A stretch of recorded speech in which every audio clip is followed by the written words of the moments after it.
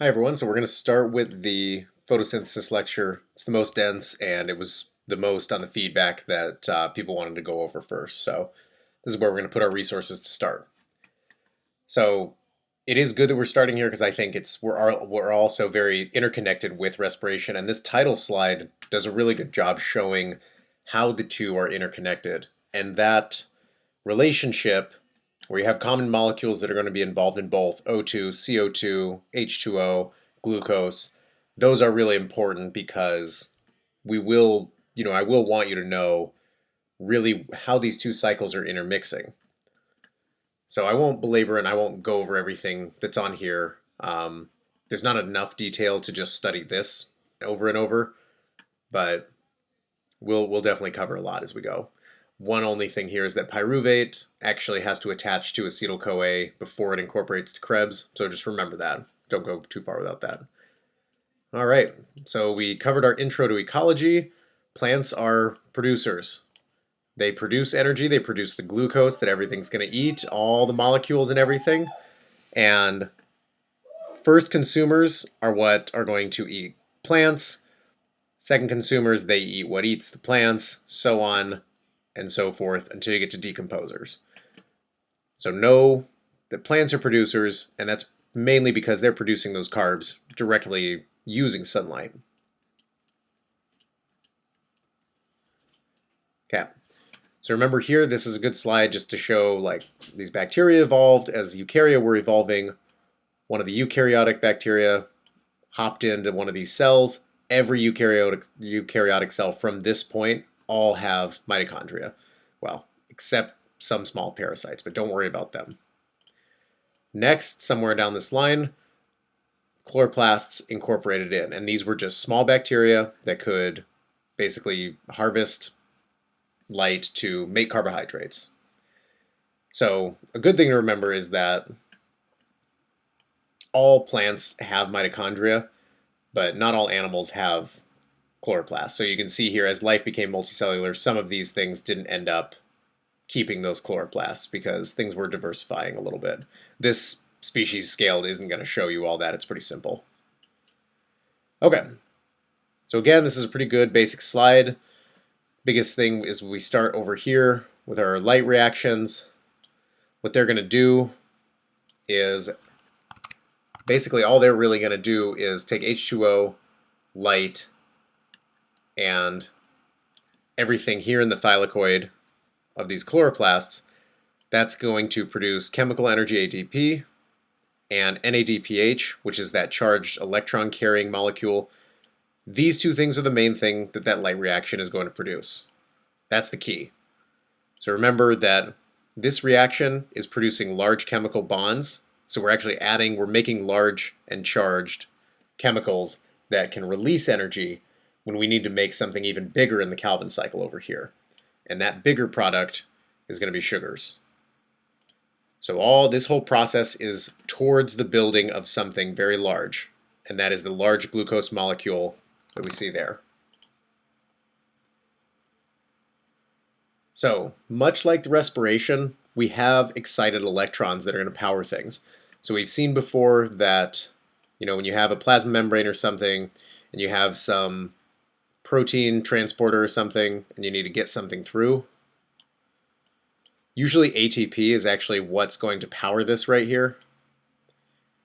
But in the case of electrons, if we can excite them, and in this case, we're going to do that through light in those photosystems, this high-powered electron is what's going to carry out active transport right here. That's what's going to carry everything through. And that's because when a protein is bound by an electron, it can visibly change shape and force whatever it wants through. And that's what we see here is that the electrons in the pigment molecules of the photosystem, so we're in the light-dependent reactions at this point, the way that we're going to capture or we're going to make these electrons into this excited state is they're going to get hit with this light photon. That adds energy to put them out here, and that makes them very excited, very ready to donate energy. Okay. So again, this is kind of from your text. This is a very detailed look, So that's why we can go over it like this in this format, and we couldn't do this in class, for example. First thing is this Photosystem 2. It is, I don't need you to know the names between these two or that Photosystem 2 is over here and Photosystem 1's here. One good thing to know though is that this is unidirectional. We're going to move forward this way. It's not going to be a cycle in this first case. Photosystem 2, it has a bunch of electrons bouncing around this pigment, and that's what this P680 is. That's the chlorophyll itself. So that's good to know that what your electrons and what your light is being captured by is an actual structure in this large protein. So what happens, first thing that happens is an H2O shows up.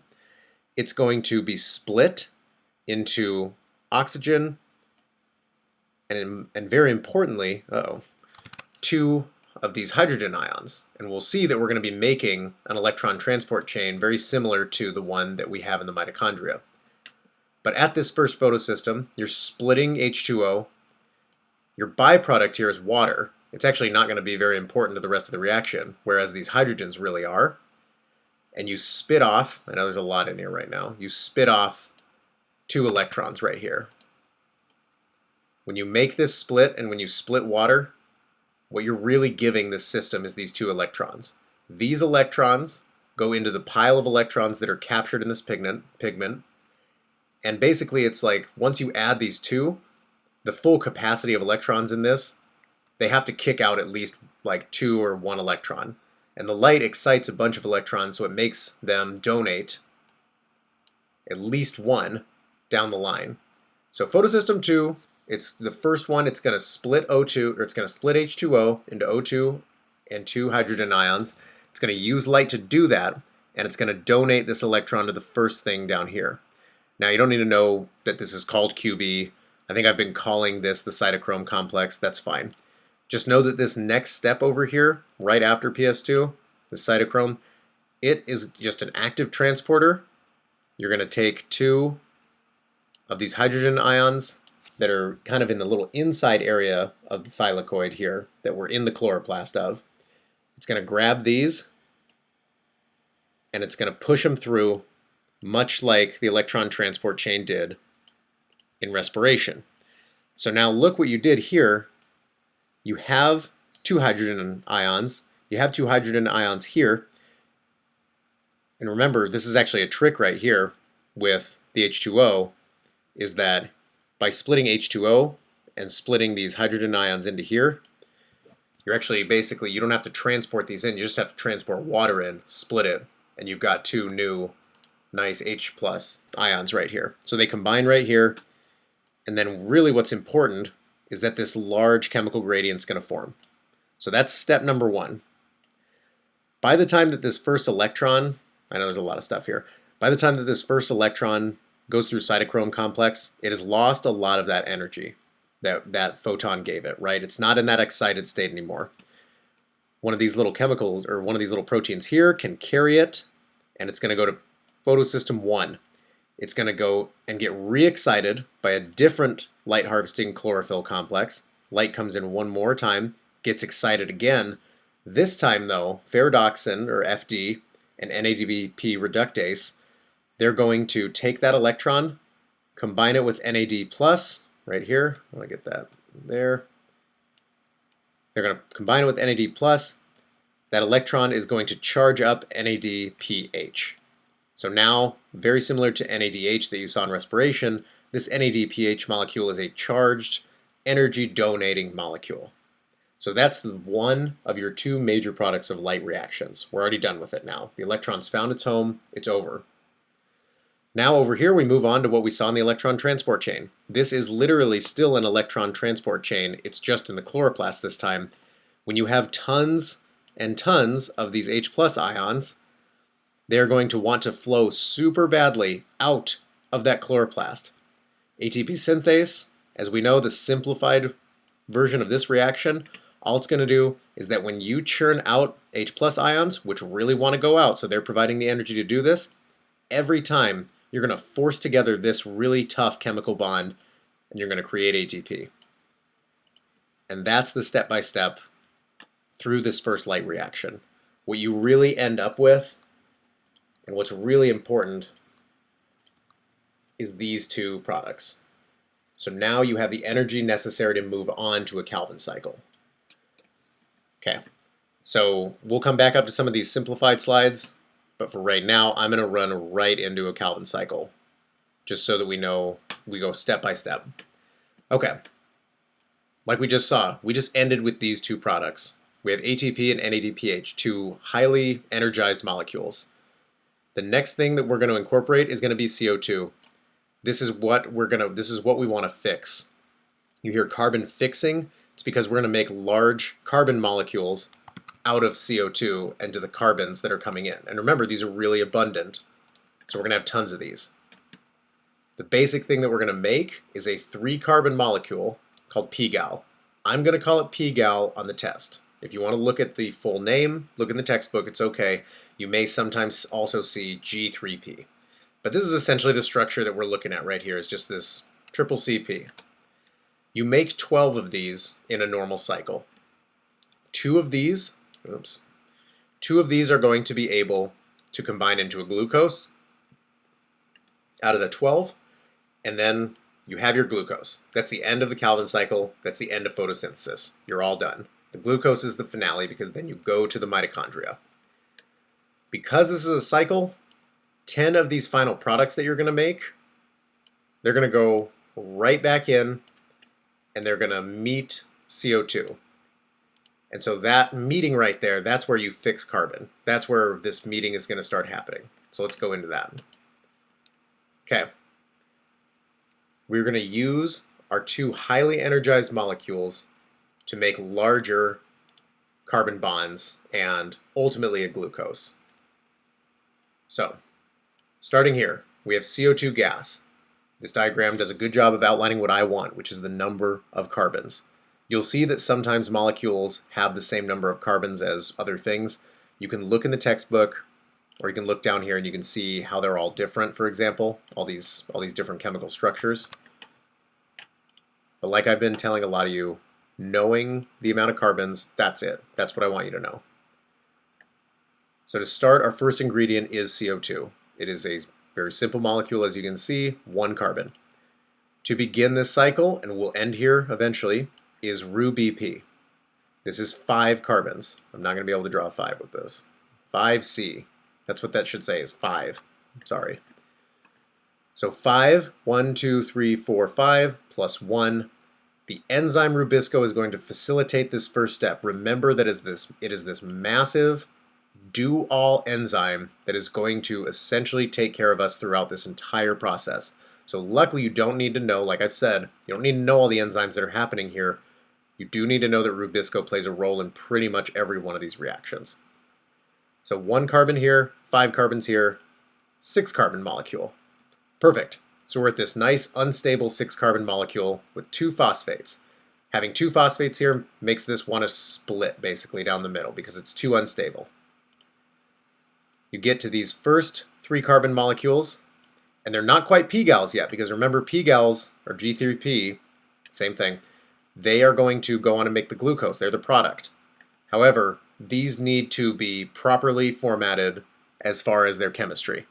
To do that, you need to input ATP, you need to input electrons. You need both of these steps to get this molecule to the proper looking molecule right here. Now, like I said in class, this says 1 goes on to make glucose, 5 are recycled. It's the same as if 2 go to make glucose and 10 are recycled. I think it's easier to say that 2 go on to make glucose because it literally takes 2 of these things to make a single 6 carbon glucose. So besides all that, that's really all the Calvin cycle is. You essentially take this 6 carbon molecule that you made by incorporating CO2, you split it in half, you chemically format it to this proper pGal or G3P, 3 carbon, and then this goes on and it's just going to be glucose. That's a G for glucose. Again, sorry. That's it. And that's the end of the whole Calvin cycle as far as products go. What happens with your recycle ones, it's a really good cycle. It's just going to go back up here. There's 5 of these, 3 carbons, so that's 15 total carbons. They're always going to make, with the help of the rest of your ATP that you generated, they're going to make 3 RuBPs, and remember these are 5 carbons, so 15. So you never lose or gain any carbons this whole time. But the cycle repeats itself, and you start with this product that you can combine with CO2, do the whole thing again, keep making glucose. You can see why plants get away with so much is that they pretty much can make glucose, make energy as long as they want, essentially. All right, let's see where we can go back here. Your textbook is going to do a really good job going through what I don't go through. And if that helps you, perfect. Like if you want to know names, for example, that's going to be helpful from the textbook. If you want to know the different conformations, for example, here's pGal right here. That's a 3-carbon pGal. But this 3PG, see how it's a little different chemically. And the ATP and the NADPH, each one of those steps is going to create an intermediate that will lead us eventually, by incorporating all that energy to change, to here. Because then 2 out of these 12 are going to come down here. 10, with the help of some more ADP, they're going to renew that cycle. So again, remember that 10 going up here and 2 going down here, it's the same as 1 and 5. I like the textbook version here because 2 of these literally make a 6-carbon glucose. Because remember, glucose is going to be the 6 carbons. Now I'm going to have to draw the whole thing. Yeah, it doesn't look like that, but it's 6 carbons. Okay. All right, let's go up here, make sure we didn't skip anything. Okay, so we pretty much, that is the end of any kind of normal stuff. You know, that's it. You know, you make your glucose. The glucose goes to the plant mitochondria. Remember that plants have mitochondria. And what we saw today is that we need to make glucose because not all parts of the plants are actually performing photosynthesis. It's really just the leaves. And all the plant cells need the glucose for energy. And remember, the glucose isn't just for energy. Carbs are actually a big method of structure in plants. They really structure, most of their like mega structures are made of like cellulose, starch, lignin, all stuff that are made of carbs. So this glucose is going to go become a building material in a lot of cases. Okay, so to go up here again, this is a good little cartoon system, and it really highlights the basics that I want you to know. I think that's good. I didn't test you guys on wavelengths. I don't think that it's something I'm gonna want to be too exact at or anything. Basically, those chlorophyll pigments that we've seen, so these photosystems, so Photosystem 2, Photosystem 1, this little chlorophyll in here, they're absorbing visible sections of light. They absorb red light, they absorb blue light, but green light is going to get out. That's why when we visualize something, we're just seeing the green light being reflected at us. So you can know that if you want. Just know what chlorophyll is doing. It's basically getting this visible light, harnessing it, exciting the electron. Then we have our photo reaction. So on the electrons too, all I want you to know is, yeah, I mean, when you donate the first electron, it gets excited by the light energy. See, the amount of energy that's in those is going to go way up. And as it descends from electron transport chain protein to the next one each time, it loses energy, but you revitalize things when you get to, oh my lord, when you get to PS1. I don't need this stupid ice cream cone thing. Okay.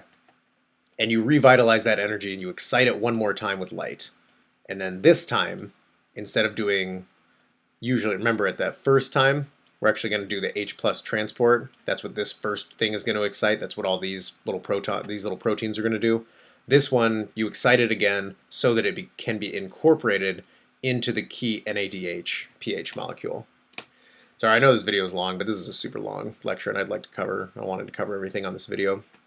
This shouldn't maybe be in red because I don't need you to know these complexes. I think I just put this in red because it's good to see that these electrons are just bouncing all over the place, and eventually one gets excited, it goes up, it's accepted by one of the complexes, and then it bounces from complex to complex, one of which, Cytochrome Complex, which is the one I want you to know, is going to pump through that H+. You establish a bunch of H+, and you're going to be in business with an electron transport chain. And then don't forget, from your water, you're spitting out H2O byproduct. This happens all over again in the pigment of Photosystem 1. So remember, I'm never going to test you on the names between these. I'll give you that, but it's good to know that Photosystem 2 is going to begin the cycle. It's the one pumping hydrogens. Photosystem 1 is the secondary. It's going to get that NADPH made with this final electron. So that's the end of the journey for the electron. Okay. All right. So just wanted to cover that electron. So let's go back to Calvin cycle. Remember, at this point, this whole cycle is working. Everyone's happy because you are using Rubisco, that big bad enzyme. It's going to do pretty much all this. It's inputting CO2. That's what it wants. It only wants CO2. That's it. Here's a normal cycle. Everyone's happy. Everyone has their CO2. If you start running out of CO2, which is a big problem for plants, we'll see why, but realistically, they're taking tons of it up. If you run out of CO2, Rubisco starts getting O2. It starts binding with O2. Evolutionarily, we're still not sure 100% why. People have hypotheses. Who knows? Rubisco starts binding O2, and it starts this like net zero cycle. You know, here's the net effect. You kind of just keep going in a circle, losing CO2s, and essentially all you can do is salvage this pathway a little bit over and over until you get back to an atmosphere where you've got all of your CO2 back. So in the presence of too much oxygen or too little CO2, remember, because O2 and CO2 are always like kind of opposing each other, you're going to start losing a bunch of, you know, whatever carbons that you were trying to make, because this cycle's just barely going to keep itself going. It's basically only there to buy time for the plant. This is photorespiration. I would remember this by thinking photorespiration, that sounds like if it was actually the plant was actually trying to breathe oxygen. And this is why oxygen is essentially toxic for plants. It basically interferes at the step that CO2 is going to incorporate. Because remember, oxygen, it has no carbons to contribute. Okay, C4 and CAM. C4 and CAM are the same process, so don't worry about that. If I ask you a question about like why is C4 a good alternative process or something, you don't have to talk about CAM. CAM's the same idea. Pretty much it's that you're going to store your CO2 and not just use it immediately. This slide does a good job covering that. Anything that's in a super arid climate, the leaves, they're stomata leaves, or sorry, the holes on the leaves, which are called stomata, they have to stay closed during the day because otherwise all the H2O leaks out. That's the biggest thing. That's the reason why these are going to have to close. So if they close, they limit water loss. But we're going to limit CO2 that diffuses in. So all of a sudden now, with these plants, you have tons and tons of O2 coming in. Well, not tons of O2 coming in, but you definitely don't have a lot of this coming in. And that's going to limit how much carbon you can actually get.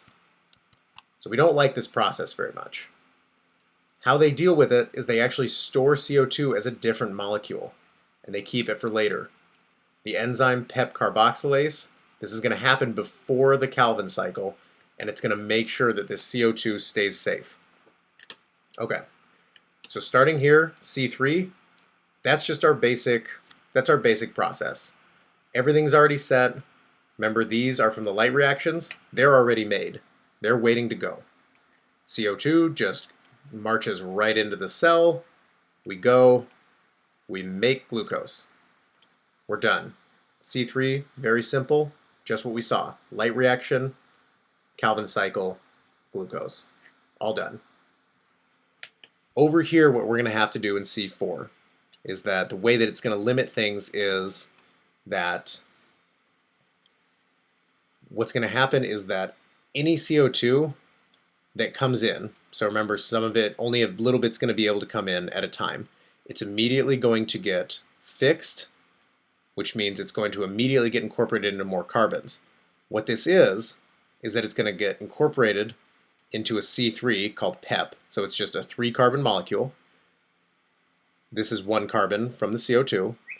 1 plus 3 is going to become 4. That 4 molecule, which you can call malate usually, it's a little storage molecule. Now that you've stolen the CO2 and stored it in this safe version of itself, now you can transport it to the new cell that's actually doing Calvin cycle. Because in this case in C4, a whole nother cell is going to do Calvin cycle for you. You're not going to do it all in the same cell like we have in normal C3 photosynthesis. What happens then is the storage molecule, once it's in the safe cell, it drops off CO2, Calvin cycle resumes. Light reaction products are here, you get your glucose, and you're fine. This C3, after it drops off this C1 as a CO2, it's now again a C3, it's going to just go through the cycle, get another CO2, come back again, do it all over again. That's C4 photosynthesis. It's called C4 because you incorporate this one single CO2 into a 4-carbon chain, which is going to go down and be stored for this Calvin cycle later. CAM is the same exact process, except it's only during night. So this is if you just want to do this at nighttime, you just split what you do during the day. So during nighttime, when it's nice and cold out and the plant won't lose water, CO2 is invited in, it's incorporated into malate. Malate goes and it's stored in this other cell, and sometimes in this case it doesn't even have to be stored in a new cell, but the malate itself is now safely taken away. Now when it's daytime, this opening up here, this closes, that goes away. So the only source of CO2 is going to come from that malate, which remember is the 4C. There's 4 carbons on it. That's it. This carbon dioxide incorporates now, Calvin cycle happens, light reactions are happening this whole time, glucose is made all over again. Interestingly, with CAM, it's a one-way ticket, but that PEP carbon, remember, which is a C3, pyruvate is also a C3. This can actually get incorporated quickly right here. So, this cycle of storing CO2 and getting it away and making sure that there's always going to be fresh CO2 down here, even though it's just going to be donated by a malate or something, that's an evolution against photorespiration. You can't have too much oxygen overpowering a plant. The way that oxygen overpowers a plant is if there's not enough CO2 around. And remember, you are using as much CO2 as you can all the time. Okay, so this is just another way to look at that. PEP carboxylase, storing CO2 can get incorporated from the big acid. Okay, this is just kind of the fun physiology stuff. Okay, so we covered kinases today. I don't know if I can go out a little bit or zoom out. Can't. All kinases are, these are enzymes, just like any other enzyme. Their whole role is to take one of these big phosphate groups from ATP, this protein kinase will grab this target protein, it will grab this phosphate, it will produce this phosphorylated protein, which now just has a phosphate stuck to it. That's it. It's a really quick modification. You can technically think of this as an enzyme adding like a chemical bond here. You can technically do that. It's really just this tiny little group, that's it. But what's happening is that ATP facilitates this reaction because it's so energetic. It's going to allow this reaction to happen immediately every single time because ATP wants to lose this third one so bad. This ADP can go find a mitochondria and get recharged with a new phosphate right here. When you phosphorylate something, and it's usually going to happen in specific sites of the 3D shape of the protein, when these phosphorylation groups occur, basically that signals the protein to start changing its shape in some way, in one way or another. That is how, in this case, phosphorylation can actually activate proteins. So it's kind of like an allosteric activator. They can be allosteric inhibitors as well, but for the most part, if you want to think of them as an on and off, you can. That's fair. Basically, this slide is just showing you that a kinase is going to add a phospho group right there. See that? Now the protein's on. If a phosphatase enzyme shows up, which is a different enzyme than this kinase, it's like the off switch instead. It's going to spit off that phosphate group. Now we're back to being an off protein. That's it. Now sometimes so what this relationship down here, so these are two different things, so put a little dividing line right here. This one up here that I just circled, if the phosphate is on, the protein's on. But you can see right over here, this can go two ways. The phosphate's just a good signal for everybody to use, because you can see right here, this protein, when it has a phosphate, it's actually off. And in this case, when you remove the phosphate, it's going to be on. So that can go both ways as an on and off switch. So don't think too much on it. It's basically just a good way to activate downstream enzymes. And that's exactly what happens in tons of cancer pathways, tons of physiology pathways, tons of immune system pathways. Initially, if you get a signal here, what Lin is, and I study this obviously, so it's easy for me. What Lin does, phosphorylates Syk. Syk phosphorylates Blink, phosphorylates BTK. BTK and Blink phosphorylate PLC gamma. Oops. PLC gamma, you can see the arrows. I don't have to draw them anymore. PLC gamma is going to activate MEK with a phosphorylation. MEK phosphorylates ERK. ERK goes to the DNA, and it starts eliciting all kinds of stuff. NF-kappa B similarly is going to get activated through this pathway. All this phosphorylation can go different ways too. Some things have multiple targets, like Syk phosphorylates like 3 different things. It's really hard to control. Downstream on, downstream on. That's phosphorylation. Basically just an on signal. Number 1 gets hit, number 2 gets hit, number 3 gets hit. The full cascade happens. Okay. Definitely still email me questions over this section. It's pretty massive. This video is massive. I'm going to put in the description too. Listen to it at 2 times speed so that you don't have to sit here forever.